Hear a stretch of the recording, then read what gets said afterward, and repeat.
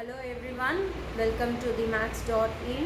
So நான் already சொல்லியிருந்தோம் நம்மளோட மோட்டிவ் வந்து எல்லா ஸ்டூடெண்ட்ஸ்க்கும் எல்லா சப்ஜெக்ட்டும் நம்ம வந்து கிளியராக சொல்லிக் கொடுக்குறது தான் நம்மளோட ஒரே குறிக்கோள். ஸோ இன்றைக்கி நம்ம வந்து ஒரு தமிழ் லெசன் பார்க்க போகிறோம். தமிழில் வந்து அழகு, தமிழ்னாய அழகு, அந்த அழகை வந்து மிகைப்படுத்தி காட்டுறது இலக்கணம் பாட்டு.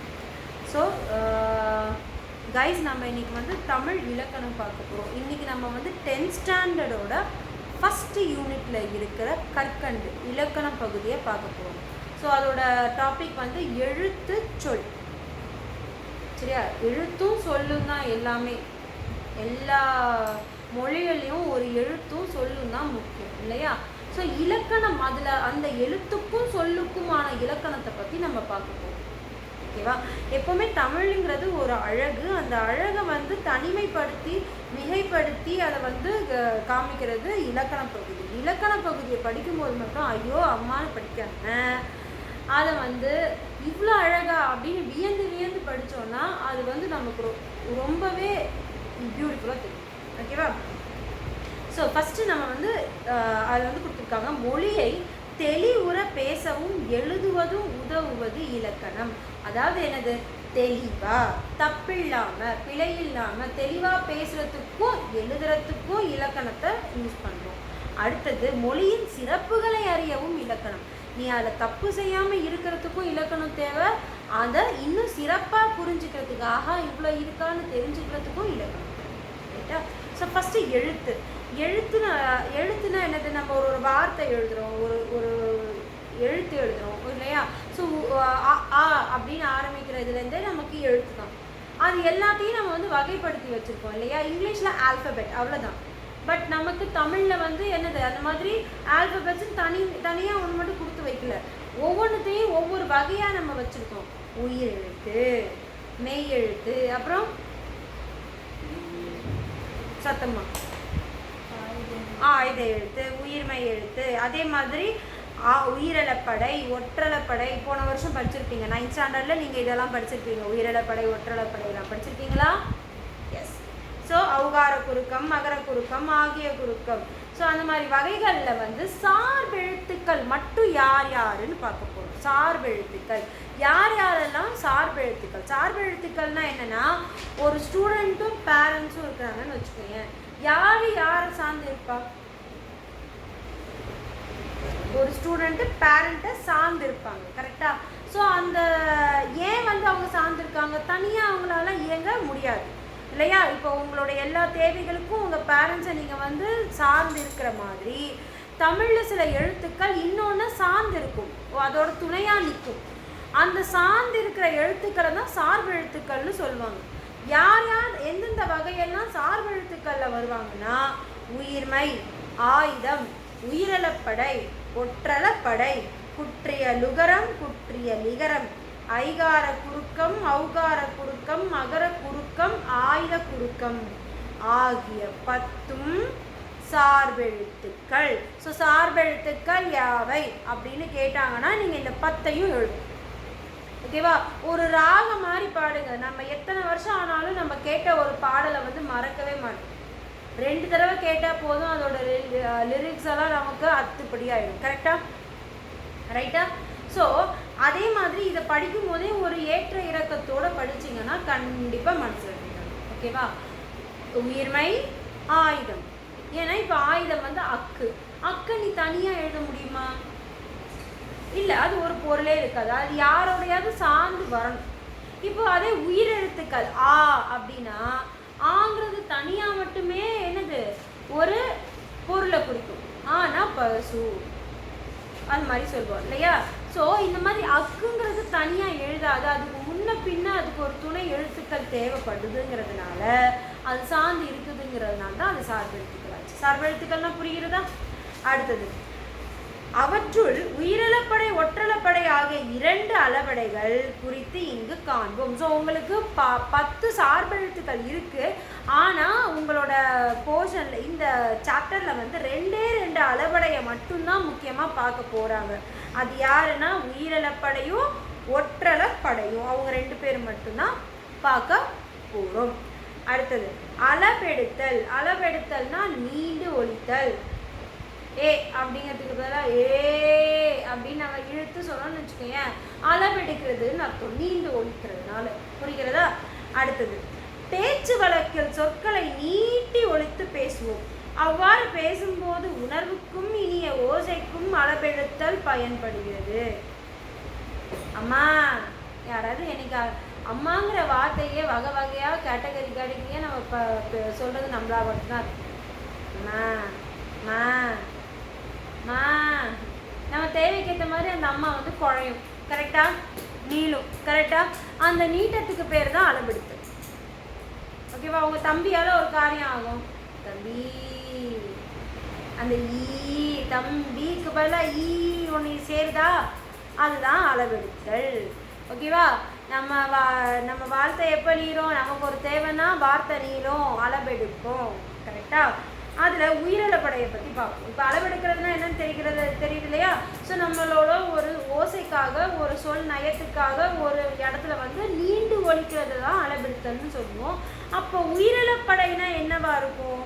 செய்யுளில் மொழிக்கு முதலிலும் இடையிலும் இறுதியிலும், முதல்ல இடையில இறுதியில நிற்கிற உயிர் நெட்டெழுத்துக்கள். உயிர் நெட்டெழுத்துக்கள். உயிர் நெட்டெழுத்துக்கள்னா என்ன? உயிர் நெட்டெழுத்துக்கள்னா நெடில் எழுத்துக்கள் இல்லையா? உயிர் நெட்டெழுத்துக்கள் தத்தம் அளவில் நீண்டு ஒலிக்கும் போது அதை குறிக்க நெட்டெழுத்துக்களின் இனமான குற்றெழுத்துக்கள் அவற்றின் பின்னால் வரும். இவ்வாறு வருவது உயிரிழப்படை. இப்போ நம்ம பார்க்க போகிறது உயிர் எழுத்து மட்டும்தான். இப்போ நம்ம பார்க்க போகிறது யாருமா? உயிர் எழுத்து மட்டும்தான். உயிரிழப்படைனா என்னன்னா, ஒரு வார்த்தைக்கு ஃபஸ்ட்டில் வந்த உயிரெழுத்தோ, இல்லை நடுவில் ஒரு உயிரெழுத்தோ, இல்லை பின்னாடி ஒரு உயிரெழுத்தோ, அதோட நெட்டெழுத்துக்கள் பெருசாக ஒலிக்கணும்னு நினச்சிக்கிட்டு அதுக்கு இணையான எழுத்தை பக்கத்தில் சேர்த்துக்கிட்டு, அதாவது உனக்கு தான் மிஸ்கிட்ட போய் உனக்கு கேட்கணும், ஆனால் நீ என்ன பண்ணுவ, உன் ஃப்ரெண்டு ப்ளீஸ்ன்னு ஒரு ஃப்ரெண்டை கூப்பிட்டுட்டு அவங்களோட போயிட்டு மேம் கிட்ட என்ன தேவையோ அதை கேட்க வைப்ப. அவங்களுக்கு நீ டேரெக்டாக பேசுறது போல ஃப்ரெண்டை வந்து பேச வைப்ப, ரைட்டா? அதே மாதிரி அப்பா கிட்ட ஒரு காரியம் ஆகணும்னா யாரை கூட்டிகிட்டு போவோம்? அம்மாவை கூட்டிகிட்டு போவோம் இல்லையா? அம்மா வழியாக போயிட்டு சொல்லுவோம். அந்த மாதிரி ஒரு நெட்டெழுத்து வந்து நீண்டு ஒலிக்கிறதுக்காக அதுக்கு இனமான குற்றெழுத்தை போடுறது, அதுக்கு இனமான குற்றெழுத்தை சேர்க்கறது தான் என்னது? உயிரிழப்படை. இந்த உயிரிழப்படையே 3 வகையாக பிரிக்கும். இந்த உயிரிழப்படையை எத்தனை வகையாக பிரிக்கிறோமா? 3 வகை. செய்யுளிசை, இன்னிசை, சொல்லிசை. ஓகேவா? செய்யுளிசை, செய்யுளுக்காக அளபடை எடுக்கிறது செய்யுளிசை அளபடை. இன்னிசைக்காக கேட்கறதுக்கு நல்லா இருக்குமேங்கிறதுக்காக இழுத்து அளபடை ஆக்குறது இன்னிசை அளபடை. அடுத்தது சொல்லிசை அளபடை, சொல்லுக்கான ஒரு இனிமைக்காக அதை வந்து நம்ம அளபடை எடுத்தால் அது என்ன சொல்லுவோம்? சொல்லிசை அளபடை. அப்படின்னு 3 வகையாக எது பிரியுது? உயிரிழப்படை. உயிரிழப்படை தான் இந்த 3ஆக பிரிஞ்சிருக்கு. ஸோ செய்யுளிசை அளபடைனா என்னதுன்னா, செய்யுள்ள ஓசை குறையும் போது அதை நிறைவு செய்யறதுக்காக நெட்டெழுத்துக்கள் அளவெடுக்கிறது. ஓகேவா? இந்த செய்யுளிசையை இசை நிறை அளபடைன்னு இன்னொரு பேராலையும் கூப்பிடுவாங்க. ஓகேவா? சரியா? ஸோ செய்யுளிசை அளபடையோட இன்னொரு பேர் என்னமா? இசை நிறை அளபடை. இசை நிறை அளபடை. அதோட எக்ஸாம்பிள் கொடுத்துருக்காங்க பாருங்க. மொழி முதல்ல ஓதல் வேண்டும். ஓதல் வேண்டும் அப்படின்னு என்னது? படிக்கிறது, ரைட்டியா? அதில் வந்து இணையான இன்னொரு ஓவர், குற்றெழுத்து ஓவர் கொடுத்துருக்காங்க, கரெக்டா? அதுதான் என்னது? அளபடுத்துறது. அடுத்தது உரா குறுநோய். ஓகேவா? அதில் வந்து ராங்கிறது கொஞ்சம் நீண்டு ஒலிக்கிறதுக்காக அதுக்கு இணையான குற்ற எழுத்து என்ன சேர்த்துருக்காங்க? ஆ சேர்த்துருக்காங்க. ஓகேவா? குற்றெழுத்தான ஆவை சேர்த்துருக்காங்க. ராலே ஆ சவுண்டு வரும் இல்லையா? அது இன்னும் கொஞ்சம் நீண்டு ஒலிக்குது. உரா உரா. ஓகேவா? ஸோ அது வந்து என்ன ஆகுது? இப்போ செய்யுளிசை அளபடையில் வருது, ரைட்டா? அடுத்தது இன்னிசை அளபடைனா என்னது? செய்யுளில் ஓசை குறையாத இடத்திலும் இனிய ஓசைக்காக, அதாவது இப்போ மேலே நம்ம பார்த்த இடத்துல எல்லாம் வந்து ஓசை வந்து குறையிற மாதிரி இருக்கே அப்படின்ட்டு நம்ம வந்து குறையக்கூடாதுங்கிறதுக்காக அளபெடுத்தது. ஆனால் இன்னிசை அளபெடையில் வந்து அங்கே ஒன்றும் அங்கே குறையெல்லாம் இல்லை, ஆனால் கொஞ்சம் இழுத்து சொன்னால் நல்லா இருக்குமே அப்படிங்கிறதுக்காக அங்கே வந்து அளவெடுத்து சொன்னதுனால, அது இன்னிசைக்காக சொன்னதுனால இன்னிசை அளபெடைன்னு எடுத்து. சரியா? கெடுப்பதும் கெடுப்பதும் கரெக்டா? அல்ல தூ போட்டு இம் போட்டுருங்க, அவ்வளோதான். ஆனால் அது என்ன பண்ணுது, அந்த நெட்டெழுத்து தூவான நெட்டெழுத்து அதுக்கு இணையான ஊ சவுண்டு வருது இல்லையா? அப்போ அந்த குற்றெழுத்தையும் ஊவையும் திரும்ப அதில் எடுத்துக்கிட்டு கெடுப்பதும் அப்படின்னு வருது. ரைட்டா? ஸோ இந்த இடத்துல கெடுப்பதும்னு எழுதினாலும் எனக்கு புரியதான் போகுது, அங்கே எந்த வித இன்கம்ப்ளீட்டும் இல்லை. ஆனால் அந்த ஊவை ஏன் அளபெடுத்து வந்திருக்கு? அப்போ தான் அது கேட்குறதுக்கு நல்லா இருக்குங்கிறதுக்காக திருவள்ளுவர் அந்த மாதிரி எழுதியிருக்காரு. கெடுப்பதுவும் கெட்டாருக்கு சாவாய் மாற்றாங்கே எடுப்பதுவும் எல்லாம் மழை. எடுப்பதும்னு முடிச்சிருக்கலாமே, அங்கே ஏன் அந்த ஊவை வந்து அளவெடுத்து எடுப்பதுவும்னு போட்டிருக்காங்க? இன்னிசை அளபெடை. ஓகேவா? இன்னிசைக்காக அது செஞ்சதுனால இன்னிசை அளபெடை. அடுத்தது சொல்லிசை அளபெடைன்னா என்ன? சொல் வந்து ஒரு பெயர் சொல் எச்ச சொல்லாக திரிந்து அளவெடுத்தது. ஓகேவா? பெயர் சொல்னா என்னது? பெயரை குறிக்கும் சொற்கள் பெயர் சொல். அந்த மாதிரி ஒரு பெயர் சொல் என்னது, முழுமை அடையாம எச்சமா நின்று அளவெடுத்தா அது என்னது, சொல் இசை அளபெடைனா. ஓகேவா? உரணசை உள்ளம் துணையாக சென்றார் வரணசை இன்னும் புலே. ஓகேவா? அந்த ஈங்கிறது வந்து என்னது, அளவெடுத்து வந்திருக்கு இல்லையா? இறுதியில இது வந்து சொல்லிசை அளபெடை. என்னாச்சு, அந்த பெயர் சொல் வந்து எச்சமா மாறி உரணசை வரணசை அப்படின்னு அது எச்சமா மாறி அந்த ஈங்கிற அளபெடையோட உரணசை வரணசைன்னு அளவெடுத்துருக்கு. ஓகேவா? ஸோ இப்போ வந்து இதை வந்து சொல்லிசை அளபெடை. ஸோ இப்போ பார்த்தது வந்து என்னது, உயிரளப்படை. இப்போ நம்ம பார்த்தது முழுசும் உயிரளப்படை. அடுத்தது நம்ம பார்க்க போகிறது ஒற்றளப்படை. ஸோ இந்த 2 அளபடையை மட்டும்தான் நம்ம பார்க்க போகிறோம்னு சொன்னோம். நம்ம இப்போ வந்து எழுத்து கான்செப்டில் பார்த்துட்ருக்கோம். இப்போ நம்ம பார்க்க போகிறது ஒற்றளப்படை. ஓகேவா? செய்யுளில் ஓசை குறையும் போது அதனை நிறைவு செய்ய மெய்யெழுத்துக்களான இங்கு இன்னு இன்னு இம்ம இன்ன இவ்வ இ எள்ளு ஆகிய 10ம் அக்கு என்னும் ஆயுத எழுத்தும் அளவெடுப்பது ஒற்றளப்படை. ஓகேவா? ஒற்றெழுத்துக்கள், அந்த புள்ளி வச்ச எழுத்துக்கள்ல எல்லா எழுத்துக்களும் இல்லை, ஒரு குறிப்பிட்ட 10 எழுத்துக்களை மட்டும் லிஸ்ட் பண்ணியிருக்காங்க. பார்த்தீங்களா?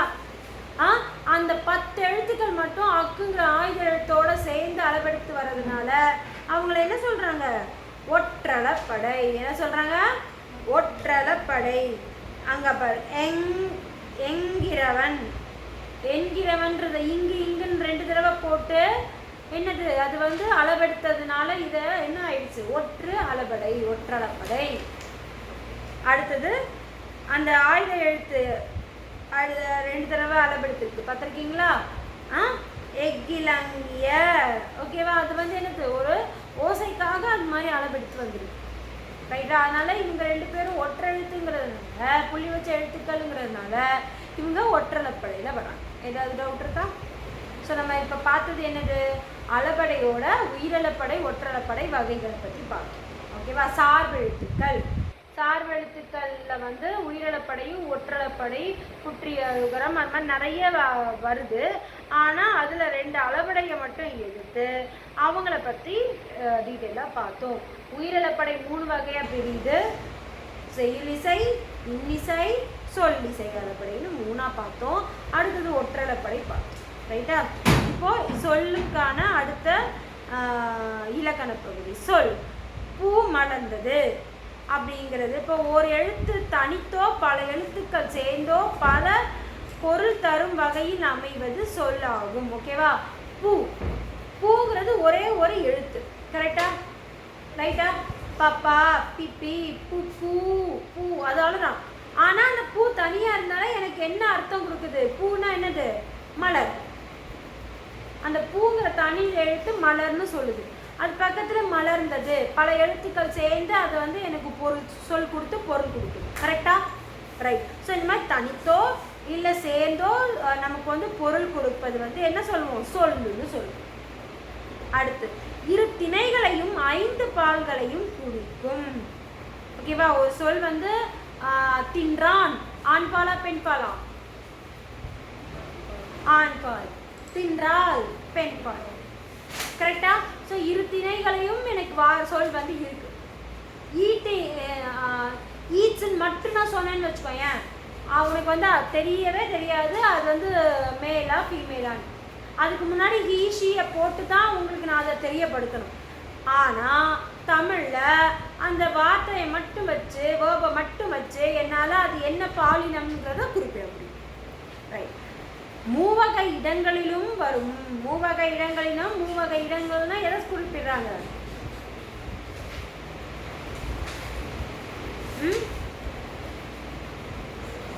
எது 3 இடங்கள் ஆகுது? எஸ்.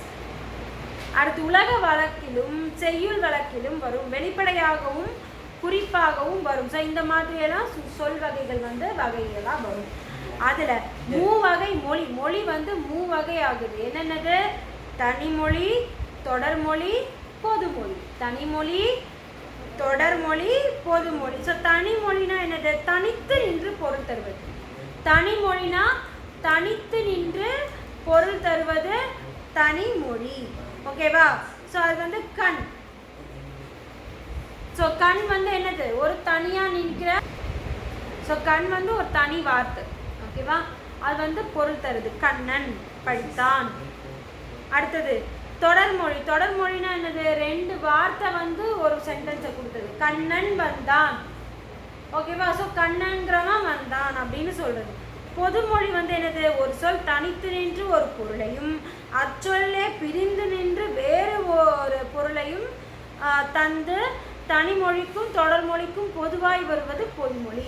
இதுக்கும் இருப்பேன், இதுக்கும் இருப்பேன், பொதுவாக இருப்பேன்னு சொல்றது பொதுமொழி. சேர்ந்தா ஒரு பொருளும் பிரிச்சா ஒரு பொருளும் கொடுப்பது பொதுமொழி. ஓகேவா? அடுத்தது 8 என்ற எண்ணை குறிக்கும். வேங்கை என்பது மரத்தை குறிக்கும். ஓகேவா? ஸோ இதில் வந்து ஒரே வார்த்தை சேர்ந்தா ஒரு பொருளும் அந்த வார்த்தையவே பிரித்தெழுதுகிற மாதிரி பிரித்தா ஒரு பொருளும் கொடுப்பது என்ன இதில் வரும்? பொது மொழியில் வரும். ஏன் அதை பொதுங்கிறோம்? தனிமொழியிலையும் வரும், தொடர்மொழியிலையும் வரும். ஓகேவா? ஸோ இதுதான் வந்து சொல்லுக்கான வகைகள். மூவகை மொழி. Any doubts? ஸோ இன்னும் இலக்கண பகுதிகள் அடுத்தடுத்த கிளாஸில் பார்ப்போம். 10th ஸ்டாண்டர்டுக்கான நிறைய கிளாஸஸ் இருக்குது. ஸோ 10th ஸ்டாண்டர்டுக்கு நீங்கள் கிளாஸஸ்க்கு வேணும்னா நீங்கள் கீழே பேம்ப்ளெட் வந்து டிஸ்கிரிப்ஷனில் அட்டாச் பண்ணியிருக்கோம். Kindly check it and you can contact the number and ask for the details.